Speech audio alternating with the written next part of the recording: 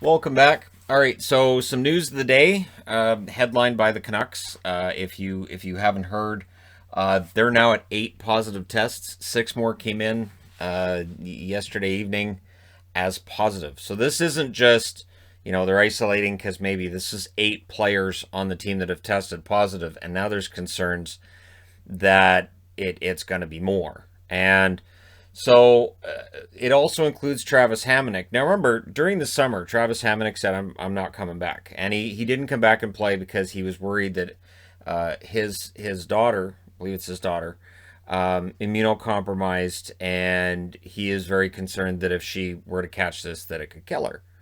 So the internet hockey community called him a quitter. I'm not everybody, obviously, but there were a lot of you're a quitter, the guy's a loser, good for him, he's a bum. Okay, so yeah, he's one of the ones that was on the list initially. I know there's been a lot of things said about Michaela Gaudette, Adam Gaudette's wife, which is just anyways. The concern now is this. So they're supposed to come back on the 8th, right? Well, let's take a look at Utica. Utica had an outbreak. They last played March 10th. They're coming back now on April 9th. I'm not only thinking the Canucks aren't playing 56 games this year. I'm wondering how long these guys could be out. It could be a long time. And just to put all this in perspective as well, the numbers in Vancouver and the surrounding area have been the worst they've been the entire time over the last year. It is everywhere. And so while we're all hopeful things are going to get better, it is the worst it's been. It's not that surprising to me that the Canucks right now are embroiled in this because of how bad the numbers have been in Vancouver itself. So while there's some that want to throw stones and say, oh, it's probably because Gaudette's wife went to the store to get shampoo or something. That's just no. It's just no. So yeah, and she has already said that Adam is not in great shape. She's doing better than he is. Adam Gaudette himself is down and he's not feeling well, and this is hitting him pretty hard. So my hope is that they all get better as soon as possible. Obviously, it's more important than hockey. This is this could shut them down for a while. I'm thinking at least 2 weeks. So we'll see if the NHL decides to rework the schedule to take Canuck games out, say give the Oilers an extra game with the Jets, or Toronto gets an extra game with Calgary, something like that, so everybody still plays 56 games, but the Canucks end up playing like 52 or 51 or something.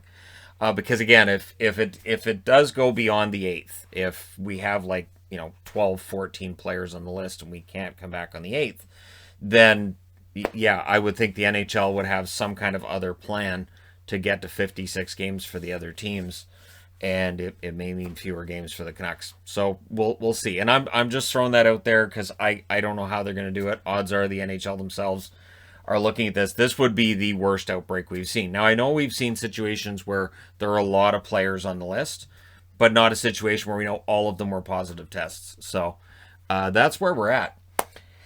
Now, Chandler Stevenson, who I talked about yesterday, he did get the 3-game suspension, so he didn't play last night. That's the first game of the suspension. Saturday against Minnesota, he won't play, and he won't play Monday at St. Louis either. So those are the 2 other games he's going to miss. We'll see how things go for Vegas. And yeah, I think they'll be fine. Again, the suspension being as it is, immediately everybody jumped in with, but McDavid. Oh, okay, sure. That's now going to be the new standard. But McDavid. So, all right, that could go on for a while. Logan O'Connor. All they're saying with him is that he's out for weeks with a lower body injury, so he's going to be out for quite a while. They've brought O'Brien up because I guess you need somebody with an Irish last name to be on the team. You got to have that going. So O'Connor's out. We'll bring up O'Brien. I don't know. Does that you got to have an O something on the team? So there you go. O'Connor's out for weeks. He had a very good season going. Not a lot of the offense there, but just very useful player for the Avalanche. But they deal with injuries all the time, so it's nothing new for them to have to roll with it. Interesting. Evgeny Svechnikov is on waivers. Not Andre. All the Canes fans can relax. You hear Svechnikov on waivers. What? Wait, what? No. It's his brother, but it would be interesting if the Canes put in a claim here, wouldn't it? I don't think they do, but it would be interesting if they did. Just saying. Evgeny's been half decent this year. I'm actually kind of surprised Detroit's waiving him.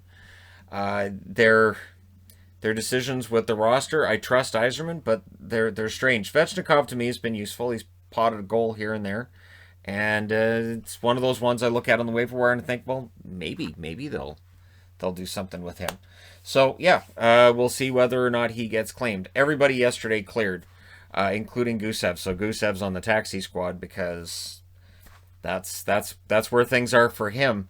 Teddy Bluger. So if you're a Pens fan and you're looking for good news, the good news is Tristan Jarry's just day to day. So we'll see how long he's out. But Bluger, regular jersey at practice, not wearing the non-contact jersey, which means he's close. So full participant in practice normally means you're less than a week away from coming back.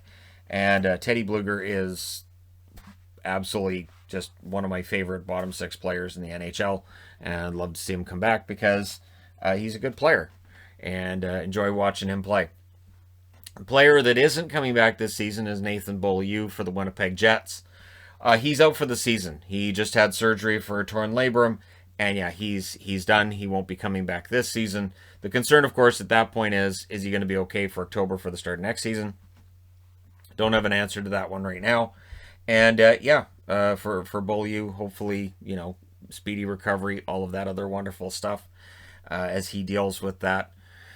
And torn labrum sounds really painful. So I'm glad I haven't had that because it just doesn't sound like something you want to have torn on your body.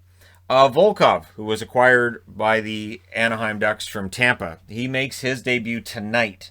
And they've got him on a line with Comtois and Lundestrom. So they must have plans here for this kid to come in and be prominent because Comtois and Lundestrom, while Comtois got off to a really hot start and he's cooled off since then. And Lundestrom, the point totals aren't really there. But they're two of the better offensive players on the Ducks, a team that desperately needs offense. So they must think Volkov might be able to get things going. It'll be interesting to see where he plays and how that works for the Ducks. And yeah, I think he's a half-decent fill-in. Former Tampa Bay Lightning players, usually they will excel somewhere else. And I think that's because A, Tampa trains their players very well. Tampa's very good at developing players. And B, once you've left Tampa, you're leaving one of the deepest organizations in the league. So you're going to get a better opportunity to get more ice time and show what you can do. Like JT Miller in Vancouver is a good example. So Volkov, I expect him to be kind of impressive for Anaheim because he's a former Tampa Bay Lightning. Look at Carter Verhaeghe in Florida. Gets ice time and all of a sudden, hey look, he's a potential 30-goal scorer every year. So yeah, we'll see what happens with the Ducks. Eric Stahl is going to debut on Monday. Dominic Ducharme is not tipping his hand on where Stahl's going to play in the lineup. He may not know. He may not have any idea until they practice and maybe he messes with the lines and goes, hey, he fits there. It's a nice problem to have, though, isn't it? You can never have too many centers. And so Stahl comes in as another center. And while his face-off numbers aren't fantastic, I think he's 48% on the season. It's higher than Suzuki. I still think with Suzuki being cold recently and just having trouble, I think moving Suzuki to the wing just temporarily, putting Stahl in the middle, Stahl can help bring him along, and maybe that gets Suzuki going again. So we'll see. And again, Suzuki's face-off numbers have been abysmal for most of the season. So we'll see what Montreal does. Let me know your thoughts in the comment section below as always. Don't forget to hit like and subscribe if you're browsing your way through. You just happened upon this video. Thank you guys so much for watching, for all your support. I will talk to you again soon.